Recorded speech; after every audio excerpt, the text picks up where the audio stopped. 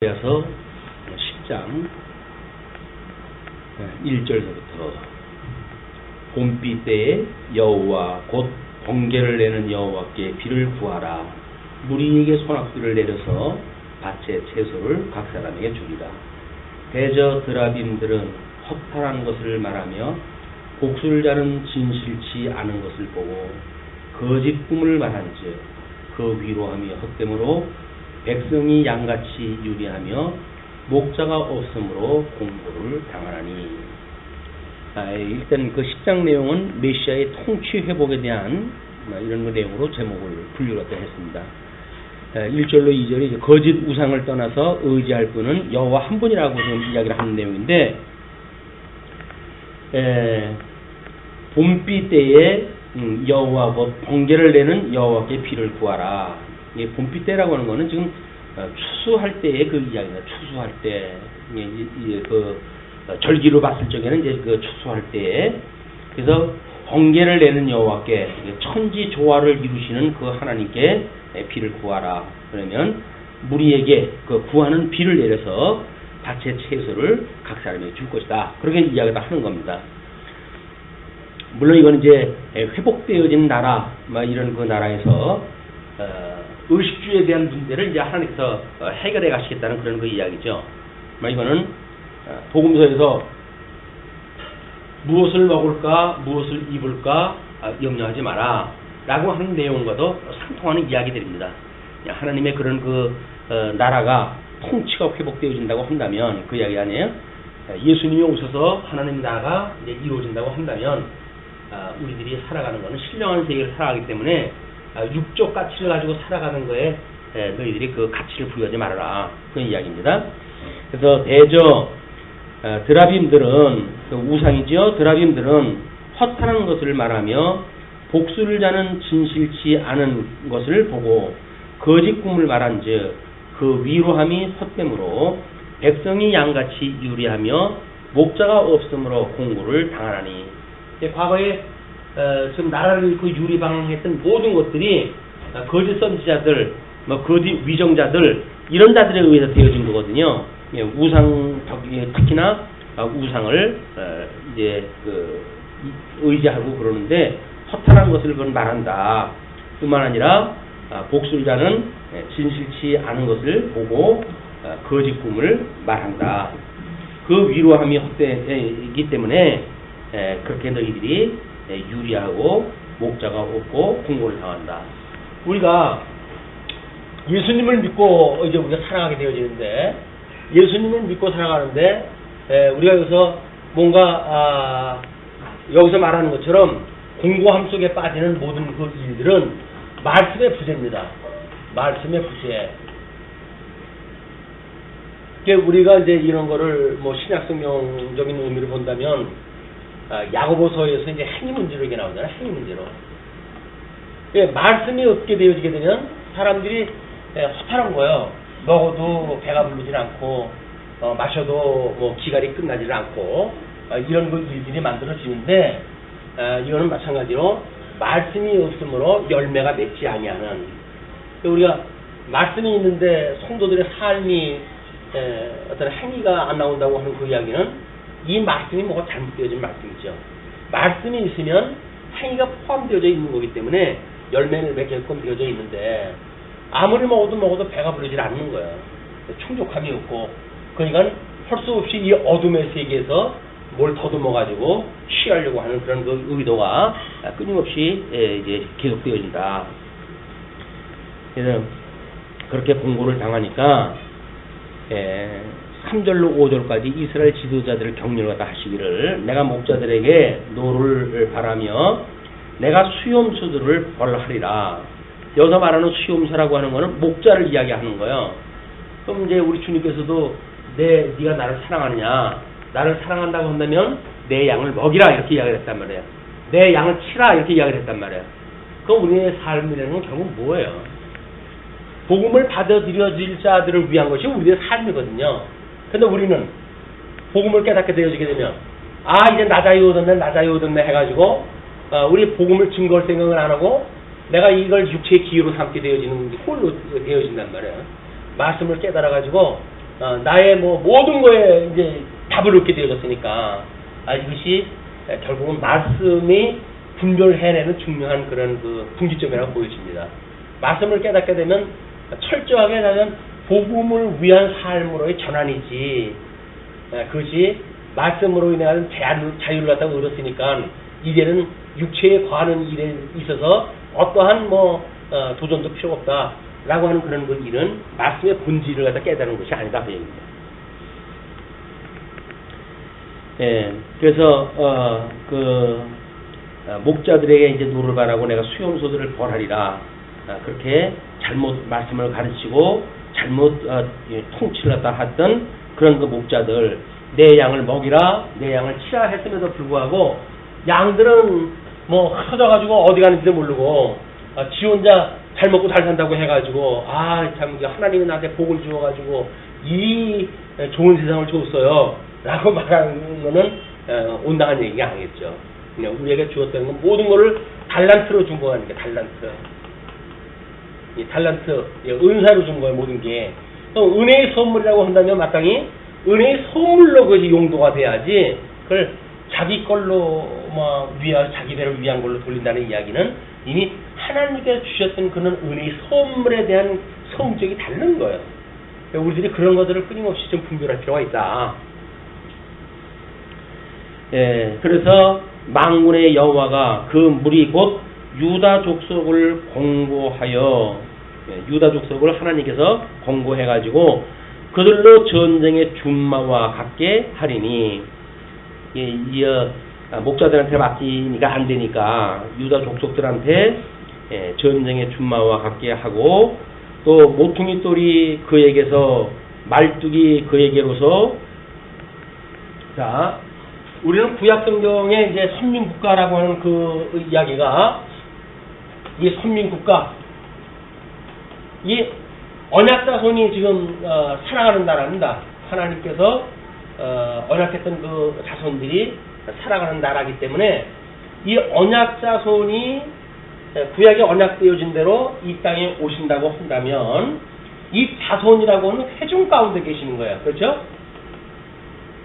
그런데 하나님께서 이 언약자손들 가운데, 수많은 회중 가운데에 직임을 줘가지고 뭔가를 이제 직임자를 갖다 세우게 되면 이 직임자들이 회중을 위한 그런 그 사역을 하지 않냐고 자기 배를 위한 직임을 다 해버린단 말이야. 그때 하나님께서 너희들 제거해버리고 수용소 너희들 내가 다 버려버릴 거야. 그리고 이 언약자손들로 하여금 준마같이 되어져가지고 그들을 쓰시겠다 그 이야기거든요.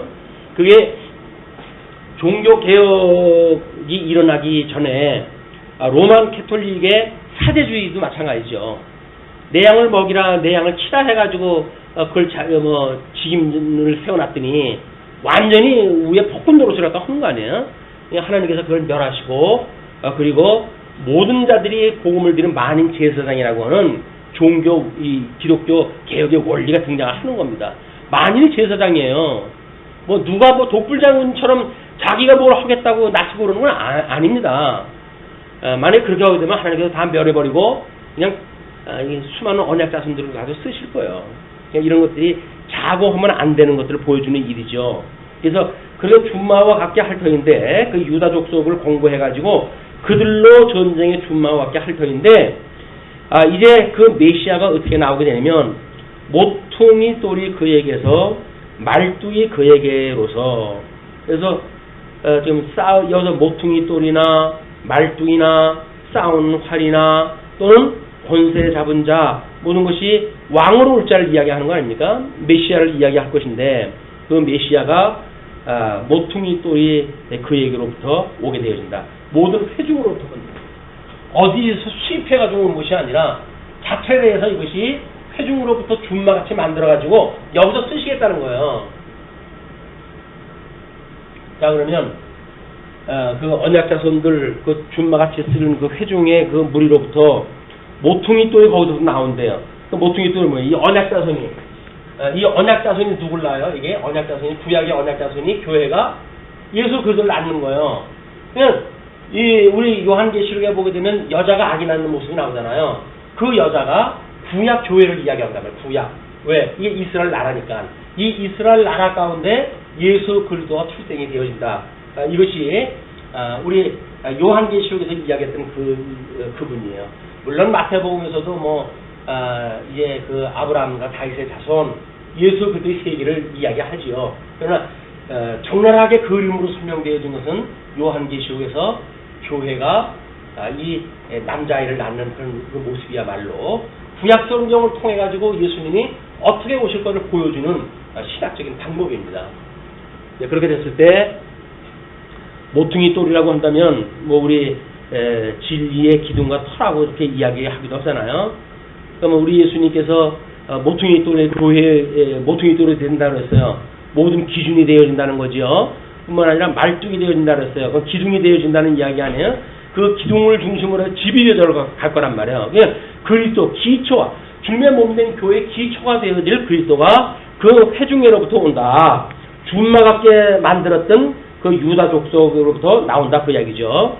그리고 싸우는 활이 그에게로서 우리 주님께서 이 성령의 검 말씀을 듣고 이제 오셔가지고 그 일을 또 하게 되어지는데 말씀이 육신이 되어져가지고 우리 주님이 오셨다 그 이야기도 여전히 말씀의 검으로 오신 분이 이게 이것이 지금 여기서 예언되어진 그런 그 내용인데 실체적으로 뿐만 아니라 권세 잡은 자가 다 일제히 그에게로 나와서 그래서 이제 그 어린 양 권세지만 그 권세 잡은 자가 그에게로 나와서 싸울 때에 용사같이 거리의 진흙 중에 대적을 밟을 것이라. 이거는 그 짐승 권세의 머리를 밟게 되어지는 예수 그리스도의 복음적 사역을 갖다 이야기를 하는 거죠. 물론 모형적으로 해가지고는 여전히 마카비 왕조가 어떻게 짐승 권세인 안티오코스를 이기는가에 대한 이 모형적인 그림으로 세팅이 되어지고 이 세팅되어졌던 언약이 실제적으로 예수 그리스도의 사건으로 소개가 되어지는 겁니다. 그러면 여기서 구약성경에서 완성되지 않냐고 예수님한테 직접 아주 이게 성취가 되어진다고 한다면 구약의 이 구조가 무너져 버린단 말이에요.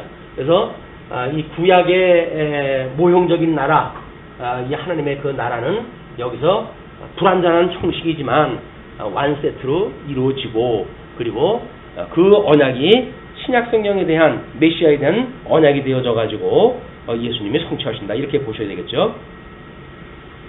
자, 뿐만 아니라 여호와가 그들과 함께 한즉 임마누엘이에요. 한즉 그들이 싸워 말 탄 자들로 부끄러워하게 하리라. 그 말을 탄 자라고 한다면 어린 양 권세는 나귀 타고 좀 다니는데 이 준마 이 전쟁용으로 쓰는 이런 그 말을 타는 사람들이 부끄러워한다 그 얘기죠. 이것이 가난한 자로 인해 가지고 부요로운 자를 부끄럽게 만드는 복음의 원리라 그 얘기예요.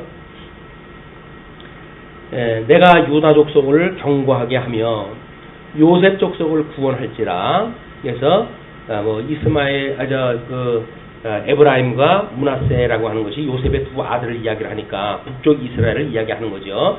구원할지라 내가 그들을 긍휼히 여김으로 그들로 돌아오게 하리니 그들이 내게 내어버림이 없었음 같이 되리라. 나는 그들의 하나님이 여호와라. 내가 그들을 들으리라. 이거는 아까 이제 480년, 470년의 기록이 되어졌고 518년까지 1차 사역으로 해가지고 예언 활동이 끝났고 그 어간에 458년, 444년에 2차 회복과 2차 이들이 그 돌아오는 사건이 있었으니까 이거를 480년 지금 훨씬 이 앞에 지금 예언을 다 하는 거죠. 이걸 지금 예언을 다 하는 것이다. 그래서 이 예언대로 지금 이들이 돌아왔고 2차, 3차 돌아와가지고 지금 이스라엘 나라가 회복이 되어 있다 그 얘기입니다. 다음에 이제 그 7절을 보시게 되면 에브라임이 용사 같아서 포도주를 마신 같이 마음이 즐거울 것이요 그 자손은 보고 기뻐하며 여호와를 인하여 마음에 즐거워하리라. 이것이 육적으로 해가지고 포도주를 마실 때 그 기분 좋은 그런 것처럼 하나님을 우리가 하나님으로 인하여 즐거워한다 그 이야기예요. 사람의 제일된 근본 목적이 무엇이뇨? 라고 물었을 때 하나님을 영화롭게 하고 그로 인하여 즐거워하는 거예요. 하나님으로 인하여 즐거워하는 거예요. 세상에 조건 가지고 기뻐하고 즐거워하는 거는 다 부도예요, 이게. 그렇지, 뭐, 형편 좋아서 감사하고 기뻐하고 그랬지. 나하고 뭔 상관이 있냐? 주님께서 그럴 텐데. 우리는 그 환경 때문에 감사하고 기뻐하는 것이 아니라, 우리와 함께 하시는 그분으로 인해서, 그로 말미암아 우리가 즐거워한다. 예, 8절로부터 이제 12절까지 휘파람을 불어가지고 자기 백성을 모으시는 메시아를 소개합니다. 내가 그들을 향하여 휘파람 불어 모을 것은 내가 그들을 구속하였음이라. 하나님께서 이미 구속을 했기 때문에 불러들이시는 거예요. 우리가 오순절 때도 마찬가지죠. 오순절 성령이 오시게 되면 너의 본능을 얻고 땅끝까지 이런 나의 증인이 되리라 이렇게 이야기를 하지만 이미 하나님께서 들을 만한 자를 갖다 불러들여가지고 그리고 오순절을 거기서 맞이하게 하고 성령의 역사를 체험하게 하고 그리고 주님의 몸된 교회를 세워가신다. 이렇게 보시면 되겠죠. 예, 휘파람을 불어가지고 뭐 양을 부르는 그런 그 모습이에요. 양이 자기 목자의 그런 그 음성을 알기 때문에 특별히 자기 목자가 자기네들 부를 때 그런 그 부르는 휘파람을 갖다 알죠. 이렇게 부른다. 우리는 이 휘파람 소리가 우리의 복음 소리예요. 복음. 이 복음이 들릴 때에 주님께서 나를 부른다. 주님께로 나아가자. 우리 이렇게 돼야 되는데 주님께서 불렀다. 나는 이제 다 섰다. 나는 이제 세상에 나가서 잘 먹고 잘 살자. 이렇게 나가게 되면 하나님이 불러 모으는 대로 오는 게 아니에요. 지존대로 가는 거지. 자, 그러면서 이제 그들이 전에 번성하던 것 같이 번성하리라. 내가 그들을 열방에 뿌리려니와 그들이 원방에서 나를 기억하고 열방에 이제 흩어지게 했잖아요. 그런데도 원방에서 나를 기억하고 그들의 자녀와 함께 다 생존하여 돌아올지라. 아무리 먼 데 가 있다고 하더라도 주님의 음성을 들을 수가 있단 말이에요. 주님의 음성을 듣고 그들이 돌아올 것이다. 그러면서 내가 그들을 애굽 땅에서 이끌어 돌아오며 그들을 아수르에서부터 모으며 길르앗 땅과 레바논으로 그들을 이끌어 가리니 그 거할 곳이 부족하리라.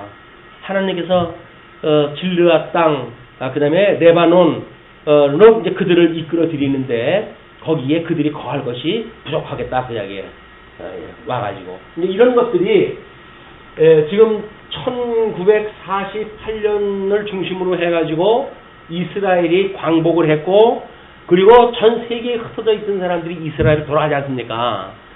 이 구약 성경을 바로 이제 그걸 갖다가 이렇게 번역을 갖다가 해석을 하는 사람들이 요즘 이스라엘의 회복이라고 하는 걸 꿈꾸는 사람들이에요. 이거는 이 구약 성경은 오실 예수 그리스도에 대한 예표적인 사건이었었지 이게 직접적으로 예수님 오신 뒤의 역사를 이야기하는 내용이 아니다. 예수님께서 이제 그들을 돌아오게 하시겠다 그러잖아요. 또 약속이 되어 있잖아요. 그러니까 예수님 오시기 전에 구약성경으로 세팅이 돼야 돼요. 예수님이 다시 새 언약을 하시고 새 언약의 성령을 보내주신 뒤에 이 지상생활을 통해서 이루어지는 것이 하나님의 일이다. 그리고 그들이 돌아온다는 이야기, 이것이 돌아온다는 이야기가 아니잖아요.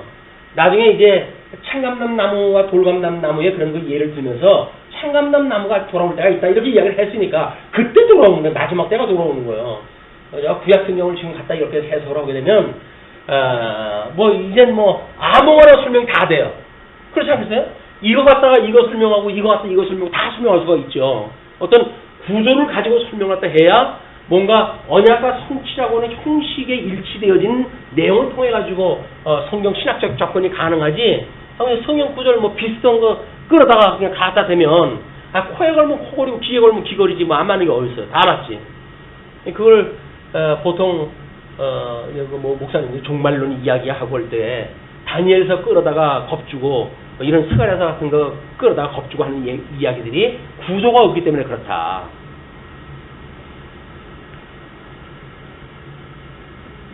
그래서 11절 내가 그들로 고해를 지나게 하며 바다 물결을 치리니 나일의 깊은 곳이 다 마르겠고 아수르의 교만이 낮아지겠고 애굽의 홀이 없어지리라. 하나님께서 모든 그런 그 길을 열으시고 그 평지를 만들게 하시고 그러므로 착한 백성들을 인도해 가신다. 그런 그 이야기죠. 그것이 구름 기둥과 불 기둥을 인도하셨던 구약의 역사의 모습인 거예요. 내가 그들로 나 여호와를 의지하여 경고케 하리니 그들이 내 이름을 받들어 왕래하리라. 나 여호와의 말이니라. 그래서 이 여호와의 말에 순종한 분은 오직 예수 그리스도 한 분밖에 없어요. 아니, 누가 이 하나님의 말씀을 순종하는 사람이 누가 있어요? 그걸 끌어다 갖다 놓으면 구약에서 말하는 모든 율법의 저주를 다 각오로다 해야 돼요. 우리는 주님께서 모든 율법의 저주를 다 이루셨고, 그리고 우리를 대속을 갖다 했기 때문에 모든 하나님의 말씀을 이룬 순종의 왕은 예수 그리스도 한 분밖에 안 계시다. 이분을 믿는 믿음으로 우리가 지금 살아가는 거지, 마치 뭐 구약 성경을 끌어다가 여기다 갖다 놓게 되면 자기가 메시아가 되든지 아니면 뭐 2000년 전에 오셨던 예수 그리스도와 상관없는 하나님 나라를 자기네들이 만들어 가든지 뭐 이런 것들이 만들어지겠죠.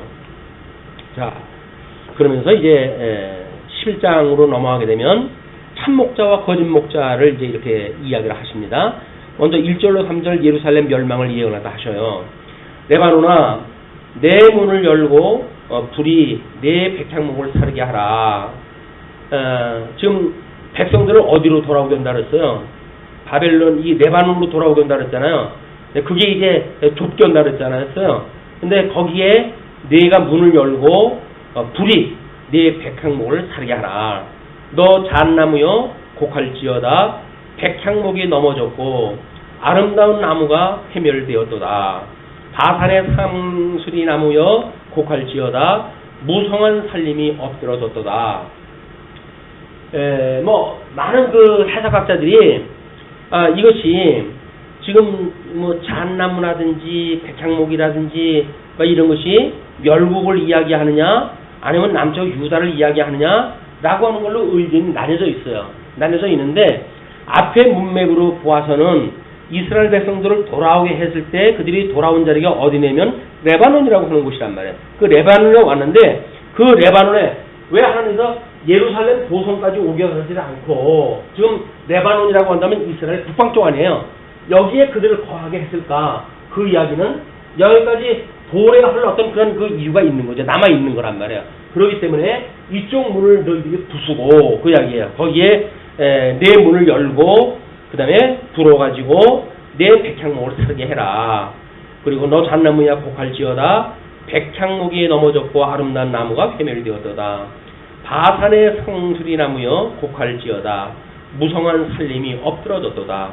목자의 곡하는 소리가 나며 그 영화로운 것이 회멸되었음이로다. 어린 사자의 부르짖는 소리가 나며 이제 그때 이미 땅이 이렇게 사람들이 거하지를 않고 그러기 때문에 뭐 이런 짐승들이 이제 거하게 되어지고 그랬는데 거기에 어린 사자가 불이 타고 그렇게 되어지기 때문에 부르짖는 소리가 들린다는 이야기죠. 이는 요단의 자랑이 황무하였습니다.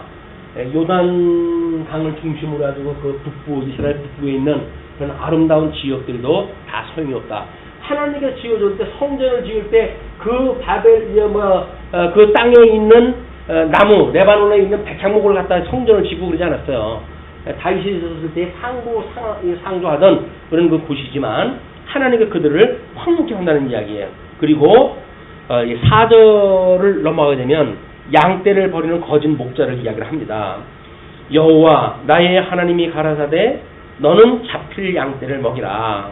네, 그래서 이제 이 북쪽 문이 열려져 있으니까 그쪽으로부터 쳐들어오게 됐을 때 남쪽 뭐 유다도 바람 앞에 등불과 같겠죠. 그럴 때 잡힐 양떼를 네가 먹이라 그 이야기예요. 그들한테 이제 잡혀서 죽을 양떼를 먹이라. 산자들은 그들을 잡아도 죄가 없다 하고 그 양떼를 사가는 사람들은 포로로 끌어가는 사람들은 잡아도 죄가 없다고 이렇게 이야기를 하고 뿐만 아니라 지도자가 되어져서 그들을 먹여야 되는데 제대로 사역을 감당하지 못했기 때문에 팔아먹게 된 자들 이런 자들은 말하기를 내가 부욕해 되었은즉 여호와께 찬송하리라 하고 그는 하나님의 양떼를 팔아가지고 부가 됐는데 사기를 쳐가지고 부가 됐는데 그리고 하나님께서 이걸 줬다고 해가지고 회제를 부른단 말이에요. 예, 그래서 성도는 거짓말 벌어가지고 돈 버는 게 아니에요. 솔직하게 뭐 해서 망할 것도 하나님께서 망하게 하시고 흥할 것도 하나님께서 흥하게 하신다 라고는 그런 건 믿음을 가지고 살아가게 되어진 것이지 인간적 술수를 통해 가지고 이걸 해가는 일이 아니다. 그래서 우리가 이게 뭐 구약성경에서 예를 드는 것들이 전부 간에 추를 속이고 자를 속이고 하는 것들이 불법을 행하는 자들의 어떤 대표적인 예를 드는 그 모습들이란 말이에요. 이런 거 문제도 마찬가지다. 그래서 그 목자들은 그들을 불쌍히 여기지 아니하는도다. 그냥 하나님 앞에 부름을 받은 직임자들이 성도를 불쌍히 여기지 않는다는 이야기는 하나님 앞에 회개해야 될 일입니다. 성경 가르치는 목사도 마찬가지예요. 목사가 성경을 가르치면서 어떤 성도의 영혼을 보지 아니하고 제 말을 들었느냐 안 들었냐, 뭐 자기의 어떤 이권이 있냐 없냐 이런 거 가지고 만약에 생각을 하게 되면 그 목사는 지껏 복음 증거하고 살다가 마지막 날 지옥 가야 돼. 이건 어쩔 수 없이 하나님 심판 받아야 돼요. 돌아오면 모를까. 돌아오지 않고 여전히 그 생각 가지고 그냥 살아라. 그건 믿음으로 사는 게 아닌데 자기 배를 위해 사는 거 아니에요. 우리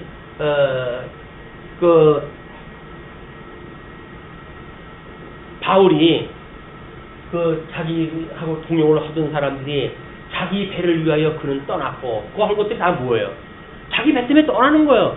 뭐 그 죽음을 맞대고 내가 싸우리라 라고 해가지고 그 바울하고 동행했던 사람들 아닙니까?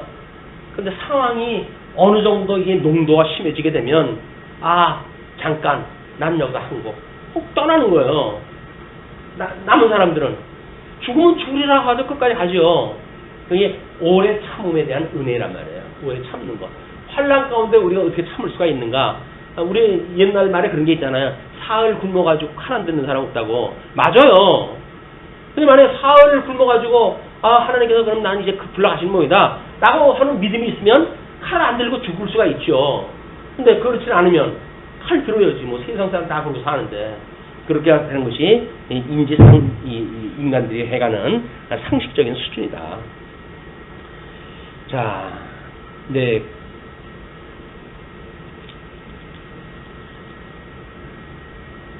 불쌍히 여기지 아니하고 그 사람을 각각 그 이웃의 손과 임금의 손에 붙이리니, 그런 그 사람들을 각각 이웃의 손과 임금의 손에 붙이리니 그들이 이 땅을 칠지라도 내가 그 손에서 건져내지 아니하리라 하시고, 그러니까 대낮 위하고 다른 사람들 재물 삼아가지고 이 세상 살다가 그런 사람들은 나중에 하나님께서 다른 사람들 손에 다 맡겨놨을 적에도 내가 건져내지 않겠다고 이야기죠.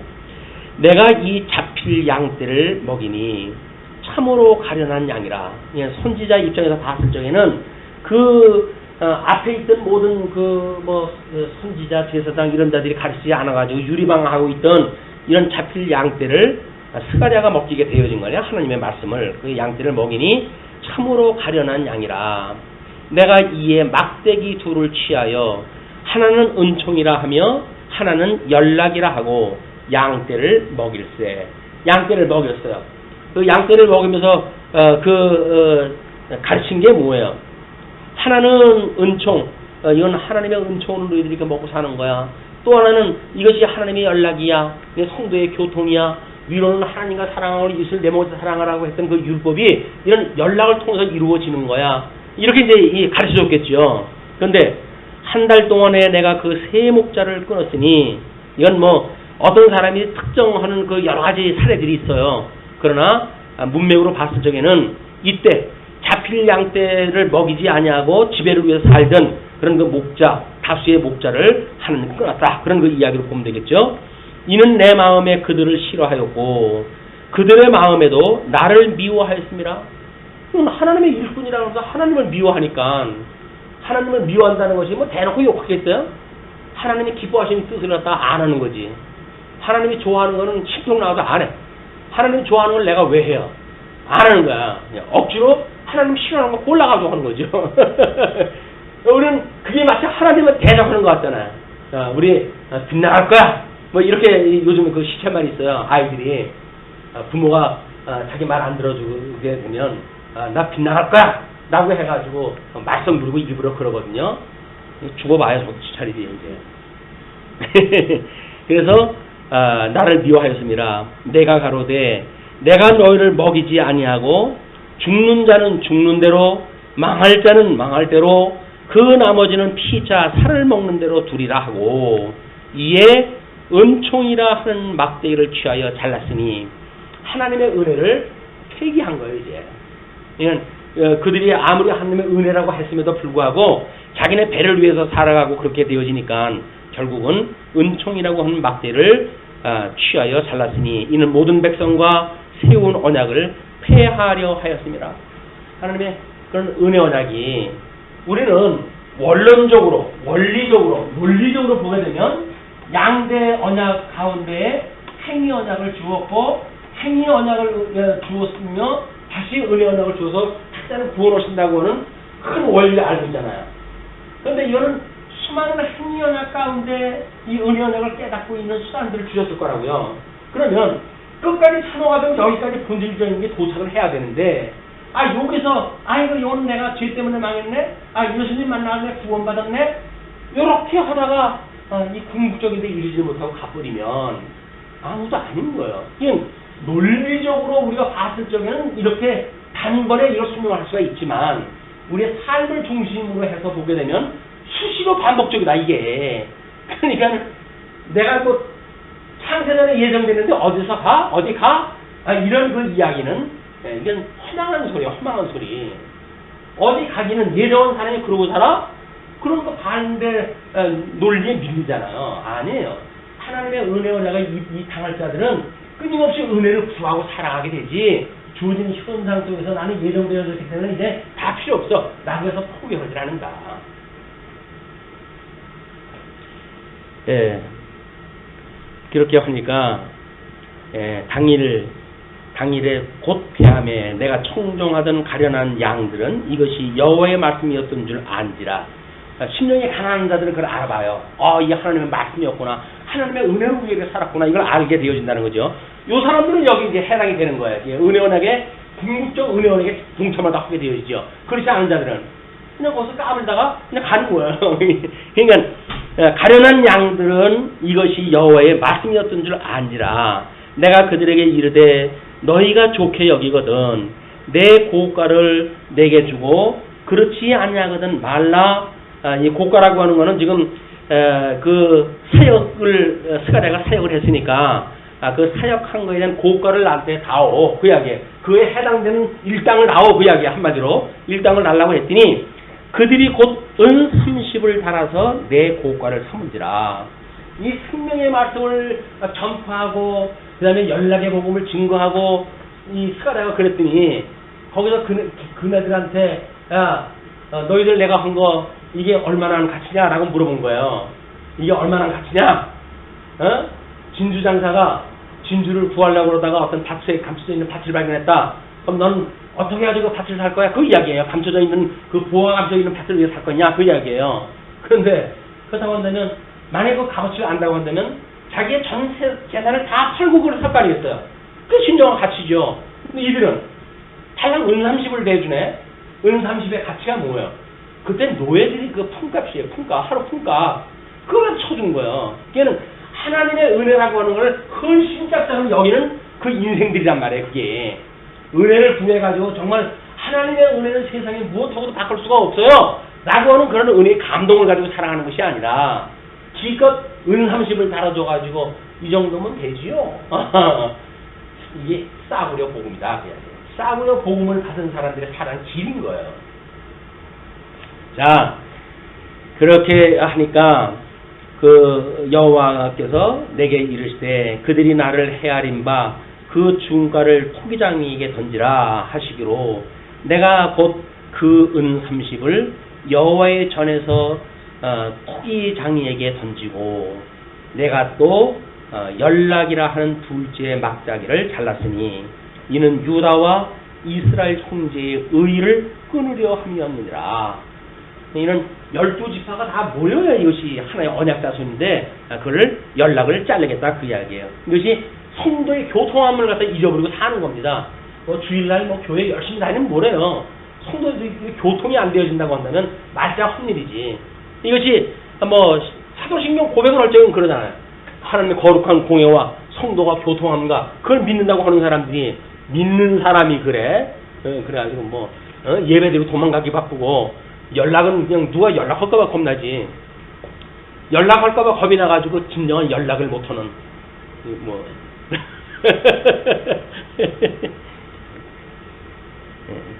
다른 연락이지만 다들 그렇게 말하고 싶으네요.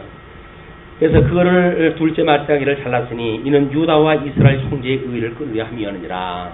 그리고 15절로 17절 거짓 목자에 대한 징벌을 갖다 이렇게 선언합니다. 여호와께서 내게 이르시되 너는 또 우매한 목자의 기구들을 취할지니라. 보라 내가 한 목자를 이 땅에 일으키리니 그가 없어진 자를 마음에 두지 아니하며 흩어진 자를 찾지 아니하며 상한 자를 고치지 아니하며 강건한 자를 먹이지 아니하고 오히려 살찐 자의 고기를 먹으며 또 그 국을 찢으리라. 야, 하는 일마다 악동이야. 하는 일마다 못된 짓만 하는 거야. 그러니까는 이제 하나님께서 적그리스도를 세우시겠어요. 적그리스도를 세워주시는 거야. 근데 어떤 자를 갖다 세우려면 없어진 자를 마음에 두질 않아요. 에이, 지가 그렇게 갔겠지 뭐. 그래서 우리 예수님은 선한 목자로 오셔가지고 뭐라 그래요? 잃어버린 양 한 마리를 찾잖아요. 91마리 양을 갖다가 거기다 두고 잃어버린 양 한 마리 찾는 걸로 해가지고 예를 들잖아요. 그러니까 한 목자가 이렇게 그 영혼이 없어진 것들을 없이 여기는 그런 그 일들은 악한 목자다 그 이야기예요. 그러니까 우리 예수님은 그렇지 않으니까 그 예수님을 믿는 그런 우리들은 어떠한 심정으로 이런 만인 제사장의 사역을 감당을 해야 될 것인가. 이것이 우리의 2015년 새로운 기도의 제목이라고 보여집니다. 한 사람 한 사람 우리가 기도를 해가시면서 정말 하나님께서 사랑하시는 그 영혼들을 기도할 이유가 있다.